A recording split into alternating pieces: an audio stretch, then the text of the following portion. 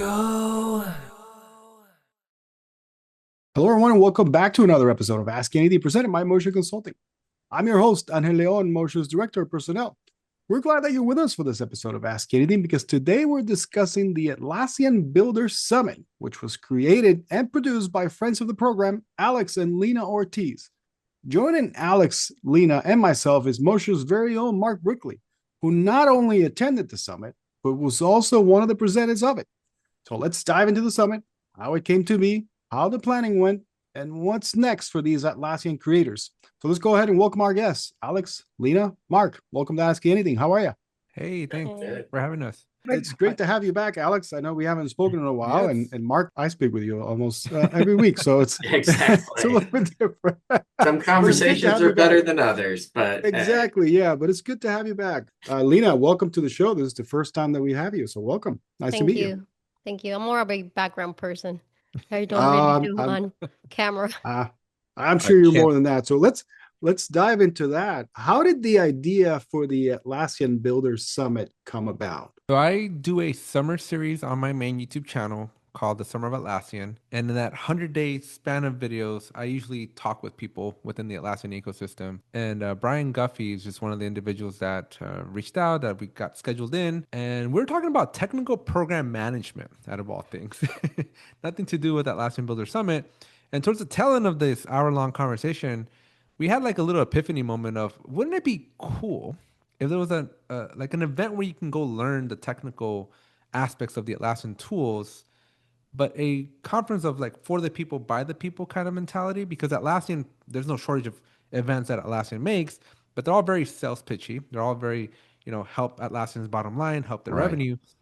But wouldn't it be cool if you just like you learned something at a conference that was Atlassian related? So we put out a post on LinkedIn and the response was overwhelming. We had like some 15, 17,000 ish, something around there responses, right? Or just impressions of people were just like, this would be awesome. This would be great. Like I would go in a heartbeat.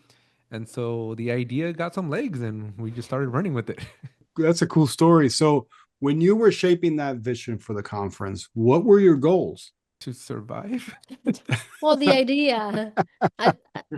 So I didn't come in till much later. Once it got real. Once it got real, that's when they put me in, right? So I think the main goal of this conference was to do hands-on. That's what we kept telling everybody. Hands-on, you need to learn something by the end of this 3-day thing. That's our goal. That was our main goal, for each attendee to be able to learn something. That was very important to us because we didn't want it to become, again, another team conference or one of the team on tour or any of the other numerous events that Atlassian does, right? We wanted something where when you came, you walked away having learned something of some significant value and something you can actually implement in your team or your company or in your own juris. Were you able to actually get feedback around that? Were people actually learning something? Yeah. So the event, I was a little nervous because I am trying to organize everything and set up the whole event. I didn't get as much of an opportunity to field the presentations as much as I would have liked. There was 3 leads. There was myself running the Agile track, Brian was running the admin track, and then Katerina was running the Force track. So we were all kind of trusted and tasked with monitor your people, right? Monitor your track. And so I saw what the Agile folks were doing, but I never got to see the admin or the Force track. And so there was a lot of trust, I think, that we put into our speakers, but every single one of them came out and delivered. Like they truly hit the spirit of what we're looking for. And the response during and after the event was just overwhelmingly positive of this is exactly what we wanted. Like we hit the nail on the head. Yeah, I was at the reception most of the time. That's where people go for questions or registration or stuff like that. But a lot of the conversations I had with people was very positive. They were very happy. They're like, this is exactly what we needed. Just last night, we were having a conversation in one of the Atlassian channels that we have access to. And a couple people were like, how do we recreate Atlassian Builder Summit during team? And so stay tuned. There might be some information coming out soon. Ooh. Oh, you heard it here first. All right. Yeah. So I understand this was your first time planning a conference. Where did you start when it came to all the things that needed to be done? And what resources did you use to know how do you plan it? So a long time ago, I started a podcast called The Jira Life, and we started using Google Sheets. Uh-huh. And very quickly, we got in trouble for using Google Sheets and not using Jira. So for this conference, we jumped straight into Confluence. And we were using the Atlassian tools to build an Atlassian conference. So as a champion, so myself and Lina, we're both what Atlassian calls champions. We're basically cheerleaders, recognized cheerleaders, if you will, in the Atlassian ecosystem. We get a couple of perks, and one of those perks is we have access to an Atlassian instance that all of the champions, there's like 600 of them around the world, some really high number. We all have access. We can all collaborate together. And Atlassians, like Atlassian employees, some of them are also in that or have access to that champions channel. So I can collaborate with Atlassians a lot easier than if we were to do it outside. So we use one of the champions things, and Katerina Curti, who's an Atlassian, she does this for a living, right? Her title is to do technical evangelism of the Forge platform. And so she's always at events. She's always very involved in organizing the event. So we leaned very heavily on her and her guidance and her organization to help us set up all right, we're going to need a call to speakers. We're going to need to find a venue. We're going to need to eventually fill out an agenda. And so we came up with an agenda, and we're like, well, what do we want to talk about? And who do we want to hear from? And who do we want our keynote speakers to be? And so a lot of it was all just, we met every single week or almost every single week for a few months, just kind of hashing out those details and keeping everything inside of Confluence. And for me, the logistics part of it, taking care of all that, was mainly putting myself in the feet or the shoes of the attendees, right? Because I've attended other conference, and I think to myself, what is it that they want to see? What is it that when they walk in through the door is the first thing they need to see? And even during the event, the first thing I did at like 5 a.m. in the morning was get up and go walk the hall, make sure that everything was set up for them to be guided correctly. And what really helped us out a lot was about 2 months prior to the Atlassian Builders Summit, there was a local LA event that also had like about 75 people. And so the next day after that event, this was just a 1-day event in LA. So the next day, we went to Disneyland, and in true Disney fashion, we're doing a retrospective while we're waiting in these, ridiculously long lines at Disneyland. And so our goal, we had 60 days to basically take all the observations of that event that we didn't like or that weren't efficient or that just we heard the feedback from a lot of people. Like the biggest feedback was, hey, it's lunchtime and I was told we were going to learn something and we haven't learned anything. And so I immediately, that was like when I put pressure on every speaker, I'm like, I do not want that comment coming out of ABS, right? You're going to teach them how to do something. But we took all of those lessons, everything that we didn't like or everything that didn't go well, and we basically built a plan to fix it for ABS. Yeah. And then a little bit of AI. A lot of like using ChatGPT and GPT was our friend. trying to figure out like what is, especially when dealing with the hotel, right? Like how do you communicate? Because we have no experience negotiating with hotels or any of that stuff. So figuring out how do we ask this question so it doesn't sound like we're demanding, for more of like we're trying to work with you. Can we get this going or something? Well, it was your first time doing a conference, so of course you want to learn. But I actually like what you said about taking what you didn't like from that previous conference that you guys had just attended, and then putting it into practice in your own summit, and basically making sure that people didn't actually have that experience when they went to your summit. Right, and it was simple things like, where's the restroom was such a common question. Wi-Fi password. Where's the Wi-Fi? So guess what? Guess what the badges had? The Wi-Fi. So you knew exactly all these. That's smart, actually. That's very smart. I don't know how many times I've been to a conference and that's the first question. It's like, what's the Wi-Fi password? Oh, you have to go to the table up front and they'll tell you. Yeah, we had like a QR code on the back of the badges where a web app. I created a web app where it gave them everything they needed. Map to the hotel, Wi-Fi, speakers, so in case they needed to know the name of the speakers, frequent asked questions too. So since I had access to it and I was able to update it on the go, if anything popped up, I just put it in there for them. And then from a marketing perspective, there was a moment in time where we were still coming up with the idea. The marketing too, But before we get to the marketing, like we didn't know how much this event was going to cost. No. Right. And so once we got the hotel, once we got the venue, then numbers starting to come into like the picture, and this was an over $100,000 event. It was not a cheap event to put on. Yeah. And so once I signed a paper that I was like, I'm on the hook she's on the hook for $100,000. When I jumped in, I'm like, wait, what? That's when she jumped in. Note to self for future events to consult with your wife before you commit 100 grand. I'm counting zeros and I'm seeing a lot of zeros here. Yeah. So but yeah, so we knew like once we signed, like this was happening, right? There was no turning back. And so we were like, okay, so we got ourselves into this. Like, how do we make sure people show up? Because the unfortunate thing with the event is because it was an official Atlassian community-led conference, And it's free. a CLC, it had to be free, Yeah. right? Like that was the stipulations by Atlassian. Like if you're gonna use our resources, it has to be a free event. So like great. So how in the world do we pay $100,000 event when it's all free? Yeah. And so Atlassian's recommendation was like, well, however many people you want, which the minimum is 150 to even be considered a CLC, double it because you have to assume that 50% or less are gonna show up. And we're like, well, that made things really tricky. So we ultimately needed like closer to like 250 to 300 people to sign up and register for the event. Right. And so we went hard on marketing. So this was luckily by just pure luck. Alex Hermosi, who's this businessman out of Las Vegas, Nevada, he had just done a book launch. And his book in 3 days and 72 hours made $100 million in sales. Wow. And so he used everything in his books to promote his book. And so what we did was we copied, swapped out his book with ABS, and then recreated every ad and recreated every post on LinkedIn.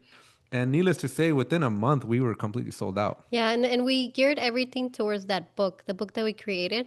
That we haven't mentioned. The big unofficial book of Atlassian, right? We made all the marketing around it. That's when everything, like all the little things came around. Logos. The colors and everything, and like everything has to go around that book. We started theming, yeah. So all of our posts were themed. We had a brand. We created a brand, and I was really trying to figure out, like, okay, so how do we get 300 people to show up? And so I'm like, let's just write a book and give it to them. And we've been wanting to write a book for the better part of like 2 years. So yeah. And so this event caused us to stop procrastinating. We actually followed through on things we wanted to do for years. Wait. So you've wanted to write a book for 2 years, and how long did it take you to write this book to then produce the event, to then have the event? Like 1 or 2 months. Yeah. There was a 13-hour wow. flight. There was a 13-hour flight to Barcelona that also helped quite a bit because it couldn't go anywhere for 13 hours. Yeah, and there was me working during the day, my day, and he was working during his night. Nothing inspires quite like a looming deadline. Yeah. That and $100,000 of your own money. That you cannot in any way, shape, or form move. Right. It is immovable and it has to be to my hair. That is very inspiring. One day when we're not doing a technical podcast, ask us about how we rebuilt our entire basement in St. Louis, Missouri in 3 days. in 3 days. 3 days. Similar story. All right, so I want to bring in Marc. Marc, you were a speaker at the conference. I think I know the answer, but how did you hear about it?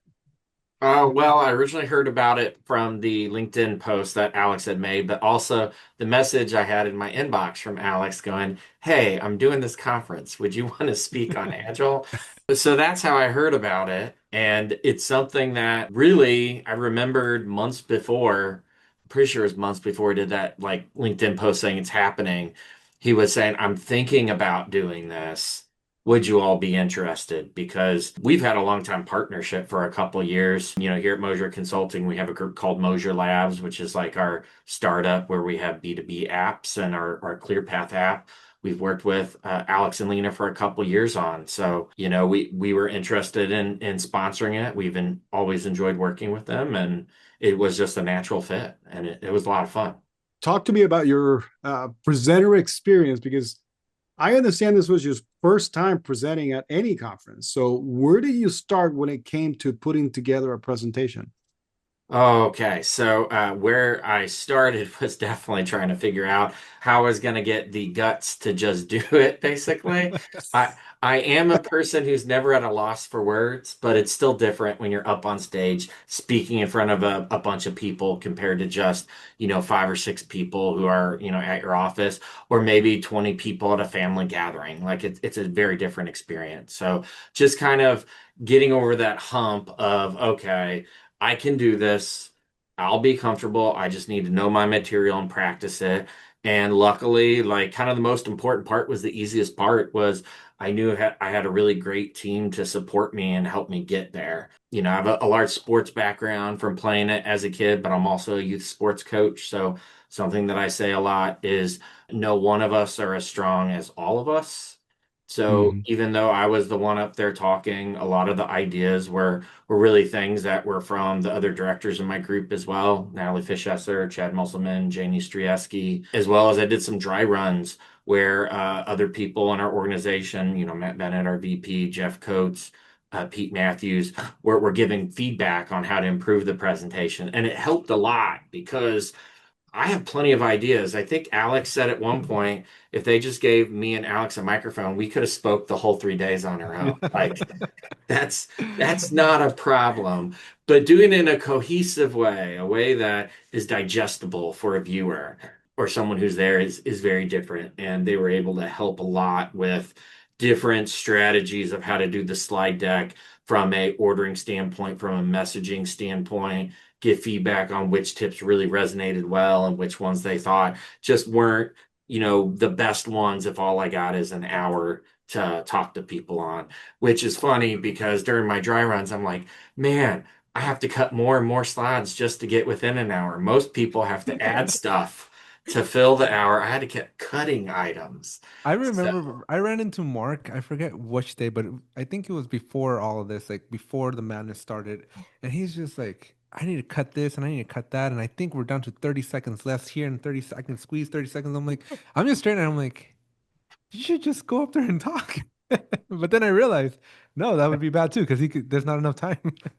exactly. But there it was good because not only like I had a 1 hour breakout session, but before that I was part of the Agile keynote with Taiwo, which the two of us did great, ended up being like the part that I had really led into his messaging as well. So that was really good for the attendees. And then Alex and I were part of the great Agile debate with Brian Guffey. So that was kind of nice because right after the presentation I gave, then a lot of the audience members moved over to the Agile debate so they could ask follow-up questions and Mm. really get insights from the experts. Now, we didn't necessarily always agree, but That's why that it's a was debate. part, that's why it Yeah. was the debate. Yes, it was. And Alex picked a great song to start the debate off too. You remember what it was, Alex? A brick on the wall. No, that's how I entered into the auditorium. Exactly. Good choice. I think I want to empathize with what you're saying because I too make so much content. I mean, I have over 1,000 videos on YouTube teaching people how to talk and walk through the Atlassian tools. But the moment I hold this in my hand, I'm like deer in headlights. I can, Right. I don't even know what juror is at that point. So Correct. And it's I'm very one different. like, yeah, if you just give me a microphone, like I can stay on message, but I'm going to add in extra words and sentences and be like, oh, well, let me explain this a little bit more because I see a confused look. And then your time ends up being longer. But I think I was like, in my 1 hour slot is 1 hour, 1 minute, and 10 seconds is what I ended up being. So it wasn't too bad. But I just so much admiration for your preparation. So when I had my presentation that I did, which would have been the next day in the Hmm. last session, I'm running an event and my dumb butt decides, let's also go and talk at the event. Oh. And so I'm walking onto stage and I'm like, all right, I got 55, 60 minutes to like teach people how to do something. But my only redeeming case here was I took my presentation that I had done for Team 25 Anaheim and just figured it out. But that was Atlassian gave me 90 minutes to do something, and I butchered 89 minutes of that 90 minutes. So I was like, just do everything that I did not go well at Team Anaheim, and then this one was the reception was much better. Yeah, I definitely used every minute and strategically made a couple core decisions that were really important in the end because During the presentation? no, ahead of Okay. time in the preparation, Okay. specifically the keynote. So it is an IT conference, effectively. So one of the things is I could have gone and just done your typical IT uh, presentation to an IT audience, but the alternative is I'm not your typical IT person. Like I talk a lot. I don't mind interacting with people. I know that sounds bad, but I'm more extroverted. So the other thing was just be me, and that will help me Hmm. stand out more compared to the other speakers. And that was something we were hemming and hawing on. And luckily, Nally, one of my coworkers, supported me, said, be you, you're going to be more natural, more comfortable if you do that. And I think that that's what really resonated with a lot of people who were in that audience, that the keynote specifically, I remember, like, I thought I did pretty good, but I was walking in the hallway and I saw Rodney Nissen, the JIRA guy, who's a very prominent guy in the community. And he's like, Marc, I didn't see your keynote, but you must have killed it. I'm like, oh, really? Why is that? And he said, because one of my good friends said they were skipping my breakout session because they didn't want to miss yours, Marc. So it definitely must have resonated. And then, like Lena was saying, we were at dinner, we'd see different people and talk to them. And when they come up to you and they're like quoting parts of your presentation and using terms that you introduced, like you knew you had them engaged, you knew you had them hooked, and you knew they learned things because they were coming up. And one of the things for my presentation, I talked about an analogy of shopping for a pair of pants. And a person came up, he's like, yeah, we need a couple new pairs of pants at my work. And you wouldn't know what that meant unless you were at the Atlassian Builders. So There you go. sometimes that's what you need there. And that basically meant that you met the goal of actually teaching someone something during your Correct. presentation. So that's very cool. Yes. Sorry, Alex, you were going to say No, something. I was going to say, but what Marc is going to witness the most, though, is as we roll into May of 2026 and Team 26 is right around the corner, a lot of the presenters and a lot of the people that were in attendance at ABS are definitely going to be at Team 26 Anaheim. And I think that's my second favorite thing about this whole thing, which is Marc's now going to reconnect with everybody that was there. But my favorite moment, and if I gotta talk about Marc's awesomeness here for just one more second. So Okay. I'm standing in front of the entire audience because I'm emceeing the whole thing, and I made a promise to people, and I told them, stick around, like don't go home, like go have dinner with us, network, be around with the people, but also stick around late into the evening because the best conversations are going to happen after 10:30 p.m. And so here we are at 10:31 p.m. and one of our attendees, he's like, "Hey Alex, you told me 10:30 p.m. the best conversation is going to happen." He happens to be sitting next to Marc. As I said, Marc, blow his mind. Yeah, and we talked for probably like an hour, and you're right, it was a great conversation. Yeah, that there's so many good memories from that conference. That was definitely one of them. That you all were wanting something very different than the Atlassian Teen Conference, and it was. They both had their advantages and disadvantages, but the Builder Summit was definitely more intimate. Like you had time to be able to talk to people who came, connect with them, really create some of those memories, whether it's, at dinner or before the conference or actually there. I think rumor has it during one of the presentations there was an impromptu 40-yard dash race in the hallway between a couple booth sponsors. It was just a very fun atmosphere, and I definitely enjoyed that quite a bit. Yeah, Yeah, it was a lot of fun. it was. There was even tequila shots at one point That may somewhere. or may not have happened before or after said impromptu race. Yeah. Oh, It was actually before, but there wasn't that many. But all right. So for all three of you, within your respective spots for the summit, how did the conference go? How do you see the conference as a whole for each and every one of you? I'll kick it off. I was worried because I had it for some reason in my vision in my mind when I was coming up with this stuff.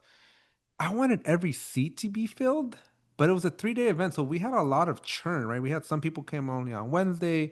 Like we had Jeff Mark Levinson come down all the way from San Diego just to come and hang out with us for an evening.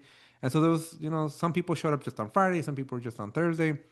And so maybe it was unrealistic for me, but I felt like to me the success of the event would have been had we filled everything up. But I think just in the feedback that we got from everybody, I was like almost in tears after just seeing every comment and post on LinkedIn and pictures and stuff like that. It was overwhelmingly positive. Yeah, those photos were really, I really I enjoyed looking at every post and seeing how people connected with one another. It was like so interesting. Like they don't, like it's people that don't even know each other and they just connected with each other. It was like I guess the greatest gift for me. Everybody felt like it was very, like Marc said, very casual, right? They didn't feel like, oh, we have to kind of pretend that we're like professionals and stuff. Everybody was themselves. it was really, really nice to see and hear the feedbacks. Like I said, I was a registration, so everybody would come to me and talk to me, and it was strange for me because they were all like, "Oh, thank you," and giving me hugs. I'm like, "Well, I'm always used to being in the background where nobody knows I exist. Now everybody knows I'm here." It's kind of weird for me, but I really, really, really enjoyed seeing everybody and the interactions they had with each other. Because since I was there at the front, I could see everybody as they were coming out and talking with each other and going through their classes, and it was really, really great. Yeah, we even had some students. We went to all Oh yeah, we had some students come over from the Cal, university. yeah, we went. So we both met at Cal State Long Beach, and so we went to Cal State Long Beach and made presentations and invited the engineering department and said, "Here, you should come and check these out because at one point you're gonna have to use Jira in your career, right? There's no escaping it." And so one of the students came and he was sitting down at the table with, I believe it was Daryl Lee and Katie Belta, and he walked away with the LinkedIn profile because he didn't have one. He walked away with like all this profound knowledge of like I feel like he shortcutted like 5 years of his career exploration in just one dinner conversation. And I've kept up with the student and several of the attendees who gave me feedback on how they got opportunities because of this conference, right? I've been keeping up with them and seeing how they're doing and trying to see how we can help them. And the student said that he's really looking forward to doing more connections in the environment.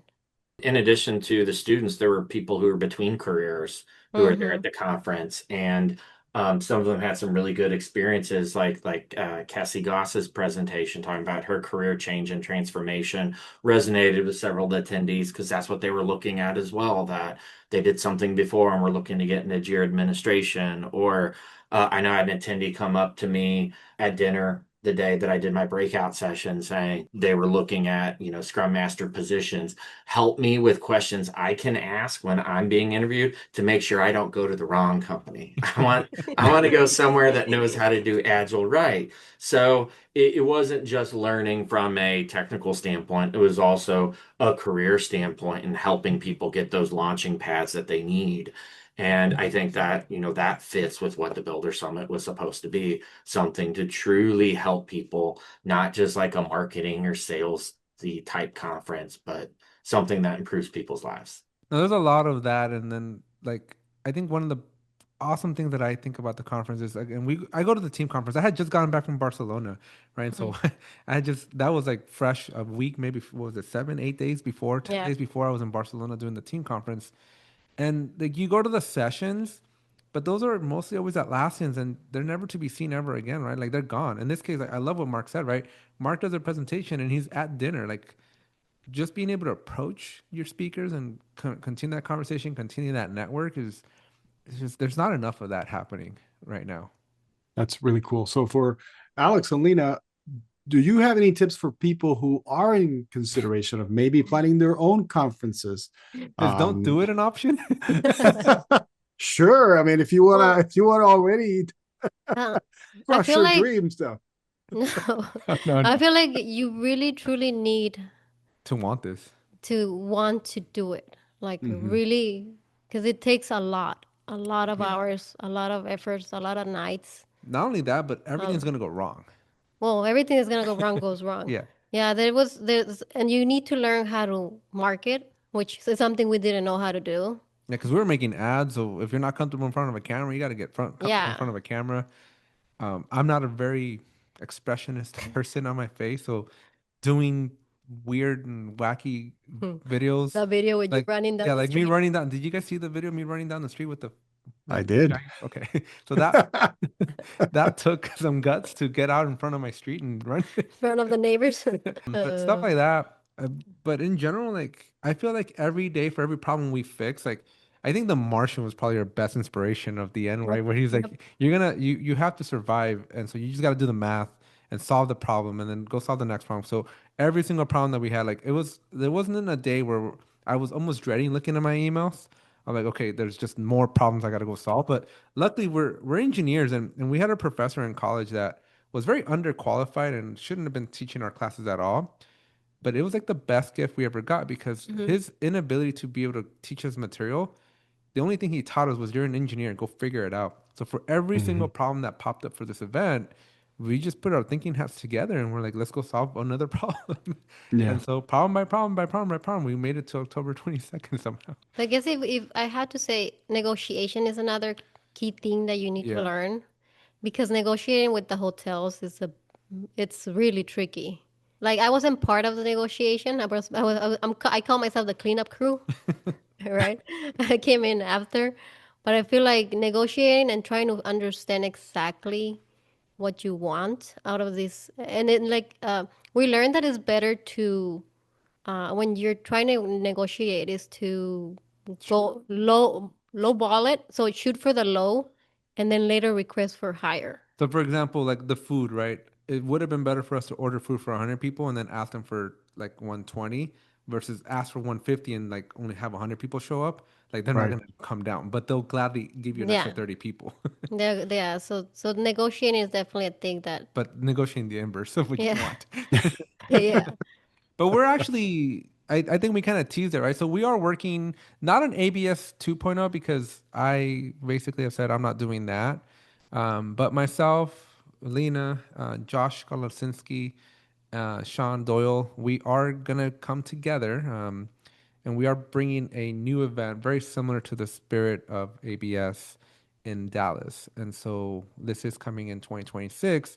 And so we are already immediately taking all those lessons learned from this event and we're starting with our best foot forward. So the thing that got us the most, that hurt us the most, that stressed us out the most, that kept us up the most was the hotel room block. And so Mm-hmm. the first thing we're doing with this event is we are not doing it at a hotel. So we have been looking for venues that are a little bit more intimate, but don't have that because just a hotel block is going to run you anywhere between 60 to 150 to $200,000 just for the room block. So my advice to you is if you're going to have an event, invest a lot of time and energy in your venue because the venue is Mm-hmm. going to make or break you and it's going to make or break your budget. Then the next thing is going to be you got to figure out how Location too. location. Yeah, location is going to be very important. So that was actually one of the first things that we started considering for this next event is what's the most accessible location. So we really wanted to do like Austin, but Austin doesn't have a really good regional airport from an international perspective and even from a US perspective, right? But Dallas, almost every major city gets to Dallas, right? And so we were trying to Yeah. find just minimal barriers of like excuses why people wouldn't want to attend. And so we're doing something in a bigger city that does have more direct flights from other cities, right? Because again, well, the moment you gotta do layovers and stuff, like it's just not gonna be good for anybody, right? And so that was one key part. So pick a good city. We kind of followed Atlassian, so like Seattle, Denver, um, Dallas, Chicago, Atlanta. Those are all cities that Atlassian usually goes through. So pick a good city would be really, really important. Second is pick a good venue. Again, try to avoid the room block because those room blocks, they're just so much, right? Like, yeah, people are gonna stay in it, but assume that 70% of the people you think are gonna stay in the room are gonna stay in the room. Hmm. See, the problem we're having is we want to make an event for 500 people, but we only want to get like the most minimal amount of room blocks of less than half. And the hotels are like, yeah, that doesn't work. So that's why we're having to think outside the box because it's very unrealistic, especially if you don't have the funds to support this, to have a 500-person event and expect to get 500 hotel rooms Right. rented out, right? So you got to find the right balance. And that's one thing that we had no idea. My biggest mistake in this whole event was thinking, I'm going to have 150 people come to the event. They're going to need to spend the night. And that was like the worst assumption that I've ever done in my 36 years of living. Yeah, most of our attendees were local. Yeah, Uh, almost everybody. And we realized we were in trouble on August 22nd when we did that other LA event because 75 people showed up locally. yeah. And by then Mm. we had just signed the contract 22 days before. So we're like, uh-oh. Had we known this information 22 days prior, we would have negotiated hard on those room blocks. Yeah. So really, really think about those room blocks if you're gonna go with the hotel, or otherwise find a venue that doesn't require the room blocks. Then the next thing would be the food, man. You gotta somehow figure out how to feed X number of people. And it's expensive to feed people. Well, it's expensive if you go through the hotel route. Even catering, like it's all still Yeah, expensive. it's all expensive, but I feel like the hotels like to double the Oh, yeah. price on you a lot. Yeah, the moment we saw a dinner for $100 a person, we're like, yeah, we're gonna walk down the street to PF Chang's. Yeah, exactly. And the food there, I have to say, was great. They did a great job, and that walk was good, particularly for the people who are from out of town like we were. We actually got to enjoy a little bit of the weather since Yeah. we Oh flew yeah. all the way to California. And that's also a case where there were great conversations. Yeah, and we might even went to a taco truck to ask him if a taco's a sandwich. Correct. Well, We Alex and tried. I were wearing our shirts. We were laughing about doing it. We didn't do it, but because we were wearing our shirts, debating whether a taco is a sandwich, we literally had 20 attendees on the walkover from the hotel to PF Chang's debating whether a taco was a sandwich. And I'm Oh like, yeah. mission accomplished here, you know? That is great. But yeah, no, there's a lot of, I would say the most important thing too, I think out of all this, if you're gonna do this, right, other than like you need to want this, have a good team. Mm-hmm. Um, Mm. our team was very dispersed, like geographically, right? We had people in Australia and stuff like that. So it made things challenging. Like you need a team. If you're gonna do this, you need a team that you can trust and that you can work with, and um, you want a team that you know each other. One of my least favorite things about this whole Atlassian thing is we're all champions, but we all do this for free, right? So it's very different than if you, Moser, decided to make an event. Y'all work together, right? Y'all know each other. Y'all hang out together. But our teams, like I saw Caterina for the first time 10 days prior in Barcelona. I had never seen her before in my life. Yet I'm planning $100,000 event with her, and I don't know her style. I don't know her, like what makes her upset, what makes her happy, right? Like I don't know any of this stuff, and so you're learning, and we're all having to work together, and we're all doing it for free. And I can't tell an individual go do something because I'm not their boss. I'm not anybody, right? We're all volunteers. So I would say if you're gonna do an event of this caliber, like do it as a team where you're actually a team, because just trying to do it as a group of volunteers is holy moly. It's you're unnecessarily making it difficult for yourself. It wasn't just team. I mean, if we're talking about this, you have to give a shout out to family as well. You all definitely had support of your family, right, Yeah. Alex and Lena? Yeah, no, Yeah, we called the family because we needed support on site during the event. And Alex and I started calling people, hey, can you come help us?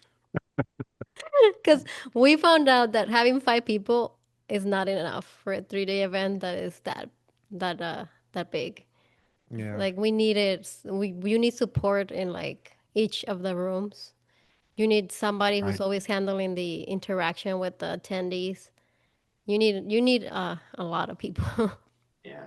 And then for me, family was a big support as well. Leading up to the conference, I was giving the presentation to my kids in the basement, knowing they didn't know anything about what I was talking about, but it still gave me some sort of crowd. So if they were laughing or heckling me or something like that, like I had that practice to recover. Luckily, there wasn't any heckles that I had. I had some cheers and a few shout outs and things like that. I think Alex made a big joke when I talked about how important it is to be able to learn from other people's mistakes. And Oh yeah. and Alex, what do you remember what you said, what you yelled? learn from mine. Remember my Yeah. mistake. Don't do this again. Yeah, he said, don't plan a 3-day conference in 100 days. I would say though, making the conference is worth it. Like we're coming into Team 26 Anaheim in May, and we're already planning a team event that we're gonna do another couple 3-day things, but it's 3 different unique things. Hmm. But it's fun, like just being able to engage with people. Like this whole COVID thing, like really put a damper on people's ability to communicate and connect with each other. Because this is great, but this is like better, right? Like being able to touch someone, hug Physically. someone, is very different. So those Yeah. communications are still very, very different when they're still in person. But yeah, I would say you really gotta want this. You really gotta, you're doing it for a bigger calling than just because Yeah. you want them, then you just want to put an event together. Yeah, and I strongly believe that Alex wanted this because he wanted to give back to the community, right? He's been giving back to the community doing the live learning stuff, but he really wanted to give back physically to them, like to show them what is Mhm. possible. Yeah. Yeah. Well, with that, you guys sort of answered my last question, but anything else you like to say about what you're currently working on about maybe that next Yeah. you're saying you're not doing We're, another ABS, we're but we're still looking at venues, but it's okay. it's it's not gonna be ABS. We're calling it the Build It Together conference. And it's going to be very similar to ABS, except we're doing a full day of training. So we're going to have very specialized, very tactical, very specific training that we feel is going to be very valuable to the attendees. So we're going to have just a dedicated training day. And then we're going to have the conference element, except we also learned that. So I do live streaming for a living, right? So I'm always entertaining people. And these like sudden stops of awkward silences is something that I don't like. And so I wanted to make sure every minute of that 8-hour agenda, 12-hour agenda was full, not realizing that people apparently aren't like built like me that can go on for like, I feel like Mark, we were going to what, almost midnight every night? Yes, yes. Right? We were, and it was good. And it's funny how you It was good. mentioned not liking the awkward silence, because that was actually in my keynote of something I'm known for is that awkward silence that you get when you get a group of introverted IT people together in a room. That's usually when I start telling a story, and Yeah. everybody had a good laugh there. But yeah, it's part of building relationships. And there are some people that there's not as talkative, but they still appreciate that connection, that learning. And yeah, even if it's just talking smack while playing Super Smash Brothers or Uno Liars or That all thing the was different fun. things that we had like after hours like that just to build relationships, it was great. No, it was awesome. But yeah, I think to the point I was trying to make though, right, is we're going to add more breaks to the next event. Yeah, We're going to allow for these connections to happen more. it's a requirement. Yeah. It was Yes. Yeah, again. yeah. I just these Atlassian events, like I don't get tired. Like I can do two. Like I sleep. I get a solid 8 to 9 hours of sleep every single day. But at these events, whether I'm attending a team conference or whether I'm running an event, 3-4 hours is all you need. So basically ad breaks. All right. Ad So breaks. with that, we'd like to thank Lina, Alex, and Mark for joining us today on Ask Anything. All of you, thank you for joining us, talking about your experience at the ABS Atlassian Builders Summit. And we can't wait to hear about what's coming next. So thank you, Alex, Lina, Mark. Thank you again. Thank you. Thank you for listening in to this week's edition of Ask Anything presented by Moser Consulting. We hope you enjoyed listening to Alex and Lina Ortiz and Marc Brickley talk to us about the Atlassian Builders Summit. Be sure to join us next time as we dive even deeper with our resident experts and what they're currently working on. Please remember to share your topics with us through our social media. In the meantime, please give us a rating and subscribe to our feed wherever you get your podcasts. Until then, so long, everybody.